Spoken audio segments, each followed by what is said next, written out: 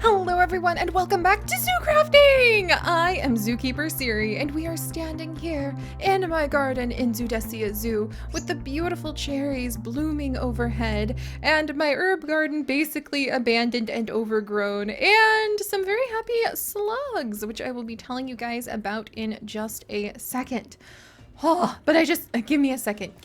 I need a moment to just stare at this blue sky, to stare at the green of these leaves, and the wonderful beak of Sunflower who is currently standing over Henriette, and just bask. Let's take it all in. Let's take it all in.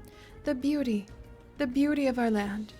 Greenery, cookie trees, lettuce, chocobo, little slugs that we have now built some sort of interesting slug hierarchy of royalty for. Apparently, what?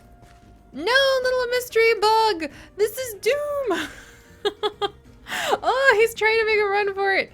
No. Get, okay. No, I got it. Somehow I picked up a nutmeg. You are now going to be named Nutmeg as soon as I catch you. Wait for it. This is, oh my gosh. Oh, okay, wait. Oh, I got it! Okay, I think I need to go ahead and definitely put a blockade over here as well. And look at our little flowers that we have for the Henry line. But guys, welcome back. And it is a very gray day in Michigan. Oh, no wonder they were drowning.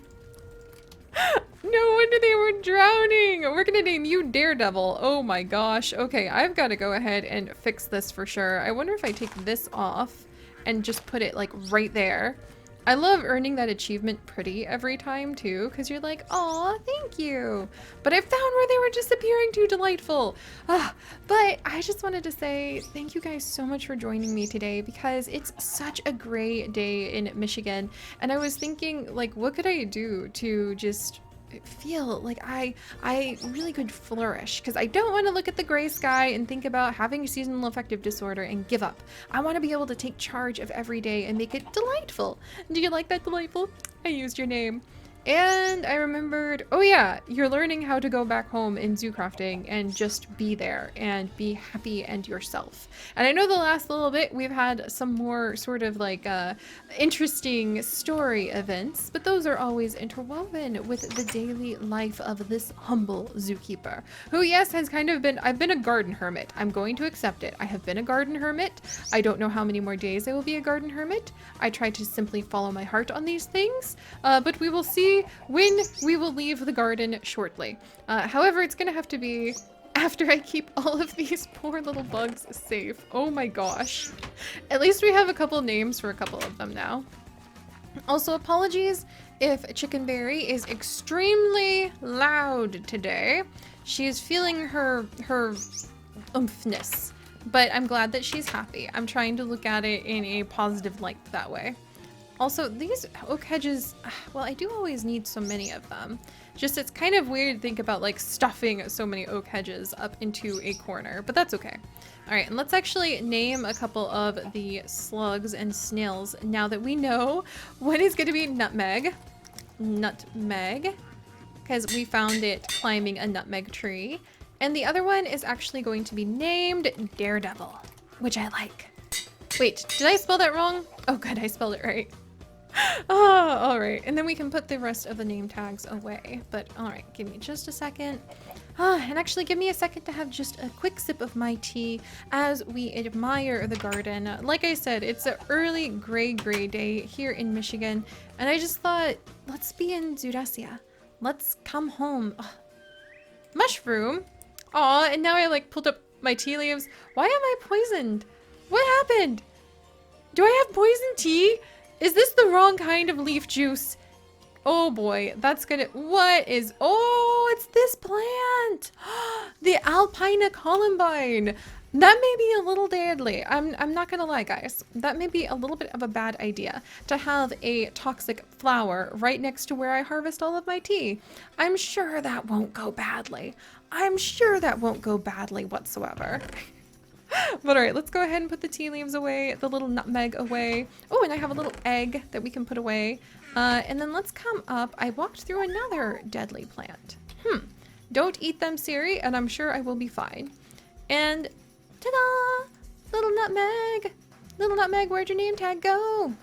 Nutmeg? Didn't I? What? Nutmeg, how did you do that? Did I name? I wasn't. Did I use the? Alright, did I name the mushroom Nutmeg? I mean, look, I love mushrooms, but naming them was not exactly. Oh, I put Nutmeg's name tag up there. Oh, you're such a goose, Seri.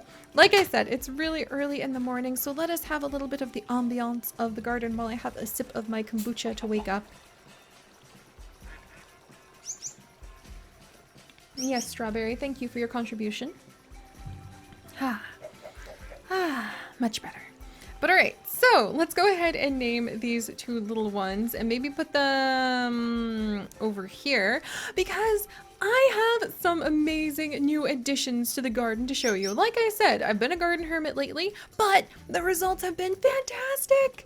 And now that I have really welcomed the slugs into my little garden hermit heart, I am very happy to say that they are actually getting their own kingdom. That's right, I have created a slug kingdom in my yard, and we actually have a working trade system with the slugs now that I am quite delighted to share with all of you. First things first, let's go ahead and give Nutmeg Nutmeg's name, and let's go ahead and get Daredevil. I wonder how many of the others snuck away. I'm so glad the Henrys didn't sneak away. Daredevil and Nutmeg are now over here. Henry the Fourth is over here as well, and he's actually showing off the Slug Kingdom. Dun dun dun dun. And you guys may be wondering, Seri, Slug Kingdom, what are you doing, lady? What are you doing? But let's do a little bit of harvesting while I explain myself, and then we will go and look at what Slug Kingdom entails. I love having ambient animals about. Hello, Lala, how are you doing? She's very happy. She hasn't moved from this spot in a while, and she just like stands over her eggs. That's so cool. I have not, you know, I love my garden, and I love having ambient animals around. In my own office, for example, I happen to have, I actually feel through the floor as I am speaking to all of you, my friends, the rattle that indicates that Patches is downstairs, climbing on our screen door, waiting for food. So I have, oh, in fact, there's Patches now. He has climbed the gutter, and he is trying to eat the birdseed from the window bird feeder that many of you guys can actually see in all my Instagram posts. So yeah, I have him. We've got our wonderful Gouldian finches. I have my crested geckos. I love watching like Papa Cardinal out in the yard. I love feeling like there is life in the world, life in our world. So having these slugs roaming around is like slugs and snails, they're little things, but they make me so happy. I really think if like we slowed down and paid more attention to the creatures that were around us, we would be very happy ducks. Like I'm having a hard time getting, oh, a poisonous potato. Maybe it hung out with the alpine or the like columbine flowers too much. But whenever I watch people go jogging, I'm kind of envious, but I'm also always like, I don't know if I could jog because I love watching the animals. I love slowing down and seeing like how the squirrels are building a nest. The other day, Chips and I got to watch these nuthatches. Hi, Patches. I'll put your food out in a little bit. But Chips and I got to watch these nuthatches grab some nesting material, and it was some dog fur. They had some dog fur in their mouth that they got from who knows where, maybe right off the back of a dog for all we know.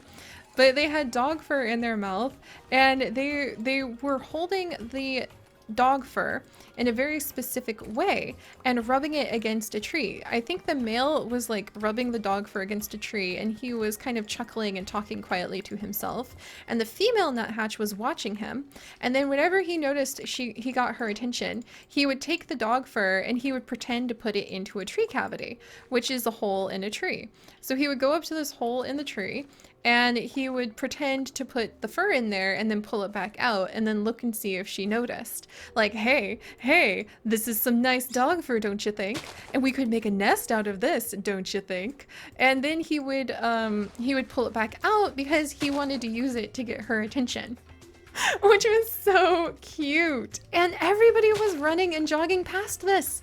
Not one person looked up to see what we were looking at. And I know one day I will appreciate jogging. I actually plan on doing some zoo runs, hopefully next year, to share with you guys. It's going to be really cool. I really want to, like, you know, I used to do a bit of running, and it's not my favorite thing in the world, but I can appreciate the challenge of it. And I know I'll get there, but I just love staring at the ambient animals. I love slowing down and watching the slugs and seeing all of the flowers.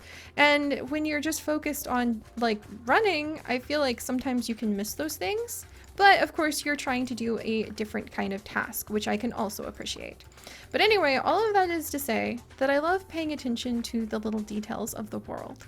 And the slugs are included in that. So there's my ramble about why I love to smell the roses, and I don't really sniff the slugs. See the slugs, smell the roses, see the slugs. That's my motivational message of the day. And in that tone, here, let's go. Well, I'll show you guys what I'm going to do first. Hello, Nutmeg. Hello, Daredevil. Hello, Henry the Fourth. But along that line, I thought, okay, so I am trying to make my home comfortable for more ambient animals.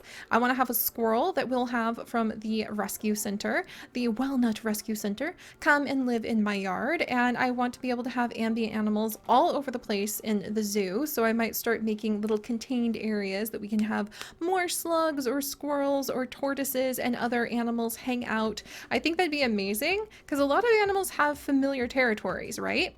So I think it'd be just fine to make specific territories for different ambient animals. Look at the little slug's antenna in the background. They're like tiny little slime bunnies. They're adorable.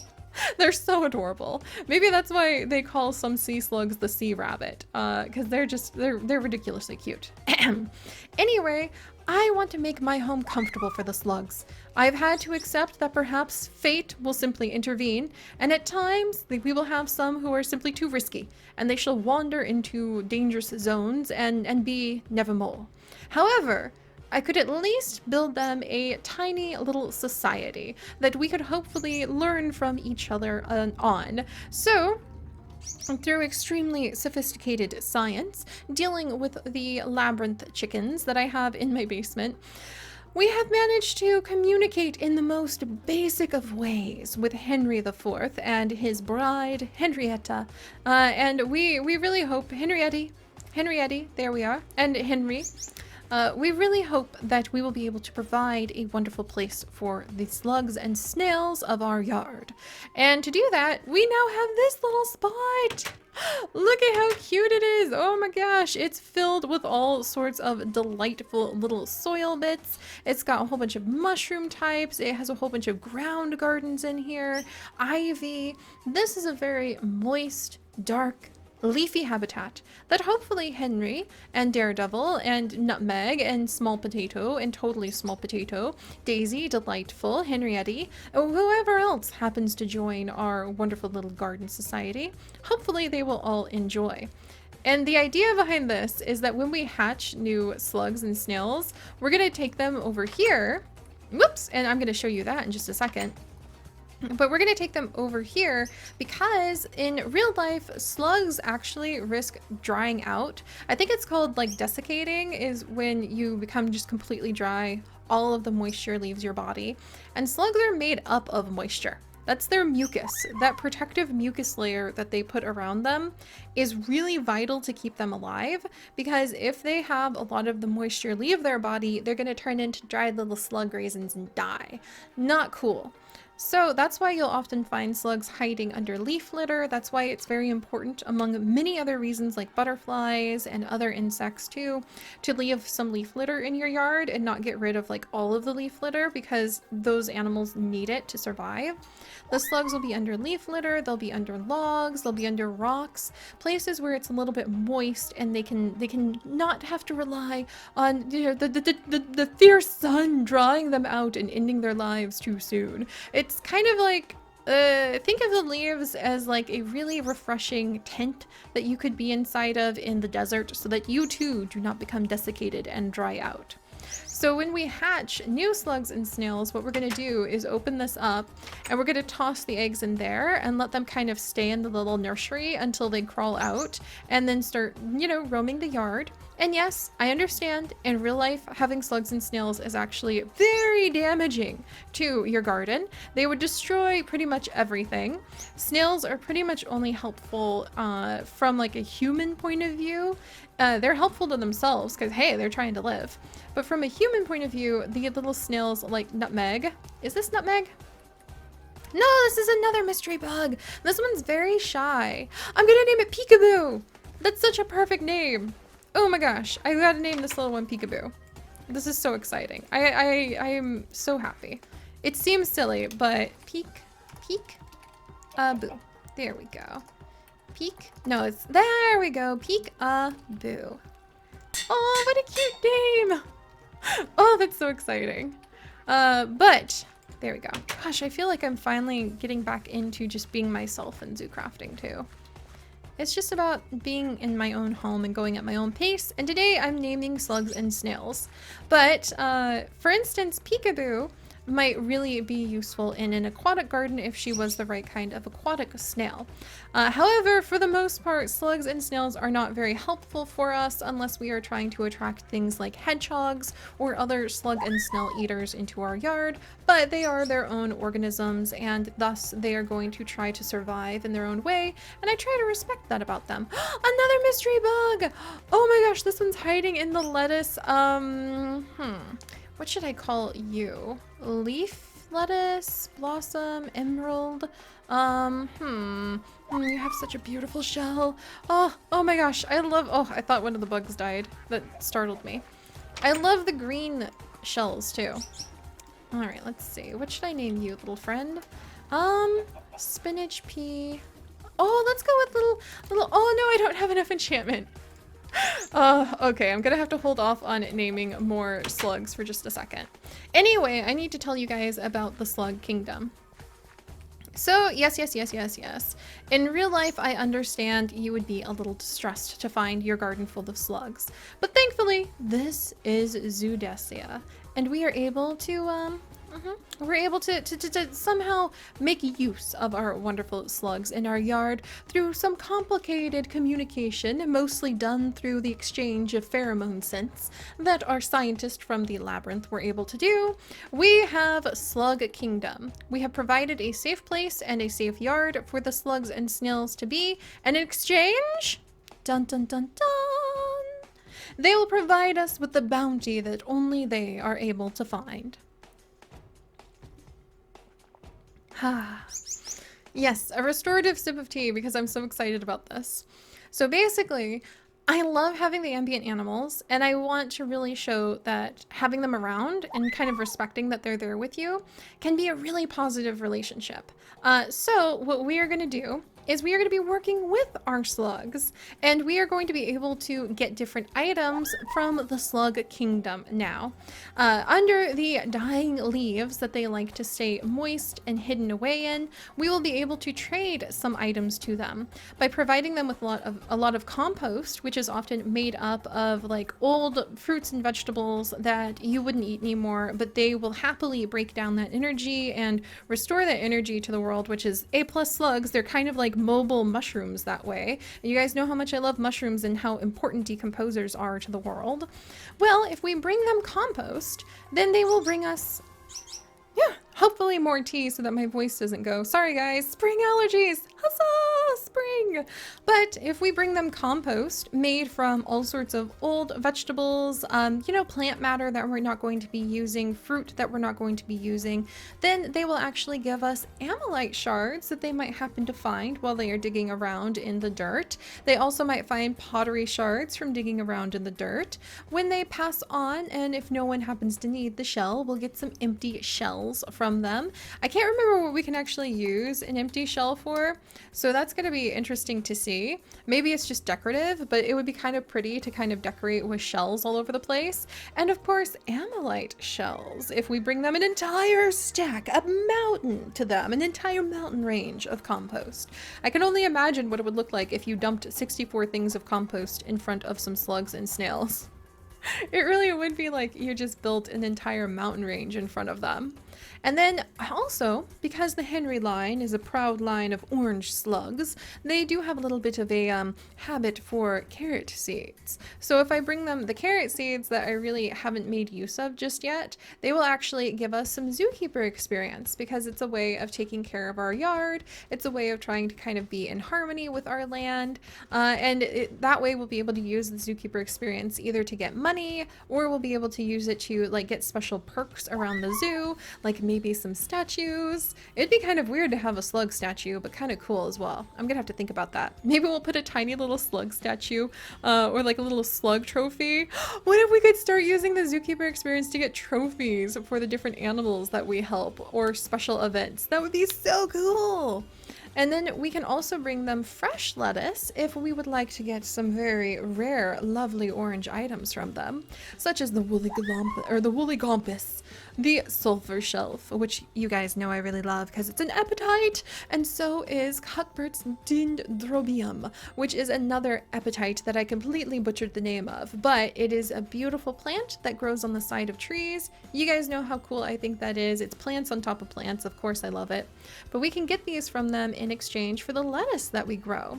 If we bring them more compost, we can also get orange hawkweed, inferno begonias, parrot beak, which I think is amazing because it looks like a bunch of little slugs, and a ground garden, which could be used to make new ground garden areas through the zoo, or it could be used to gather up all sorts of resources. And now it's raining! Perfect to keep them nice and moist. But hello, Daredevil. Hello, Henry. Oh, and look, it's Nutmeg. No, they better watch out because peafowl do indeed eat slugs and snails, so hopefully they'll be careful. But this is the compost bin, and this is going to be exciting because if you guys have seen my pantry, you know I actually have a lot of old food down there. Like a lot. Like I don't even know how I would end up using all of my food. Oof. There we go. I don't even know how I would end up using all of the food that I have down here. Do you see this? Like look at all this winter squash. It's gonna take forever to get through all of this, and it actually ends up with my pantry exploding sometimes when I'm trying to do a harvest. So rather than just sit on top of all of this and kind of like let it be old food and clog up my desire to garden, because I get more joy out of actually gardening than I do out of stockpiling the food sometimes, what we can do is we can bring some of that old food or excessive items, whatever we find, and we can put it in the compost bin. The compost bin will then break down the old food that we have and turn it into compost very slowly, but it will happen over time. Now, the interesting thing is that it's not an even ratio. Sometimes you get compost from the compost bin and sometimes you don't. So you can see it's already used up one whole winter squash and it has not yet given us one whole piece of compost. Now it's 2 winter squash, still not making up a whole piece of compost. So it is kind of, in a way, at first it looks like you lose energy and you lose effort, but then we can take this compost and we can turn it into either useful material for the garden to make plants grow faster, or we can come to Slug Kingdom and we can trade it for a begonia. That would be so exciting. Oh my gosh, I'm gonna get a begonia. Yay! Oh, that's so cool. So you can see how we actually took a resource we weren't really using. We have transformed it into something the slugs can use, and it may not be tons of winter squash worth of resources, but it's something. And I think that's just a fun way to kind of, I mean, look, and my plants are already ready to harvest again. I think that's kind of just a fun way to address the way that the world can kind of, that the world does actually continue to have an exchange of energy and evolve. And I can actually put the poisonous potato in there that I can't really use otherwise, see? So I can put all the harvest that we just got in here and it will slowly be turned into compost, and then we can take it over to the slugs and celebrate! Or perhaps I should say slugabrate. Gonna have to think about that one.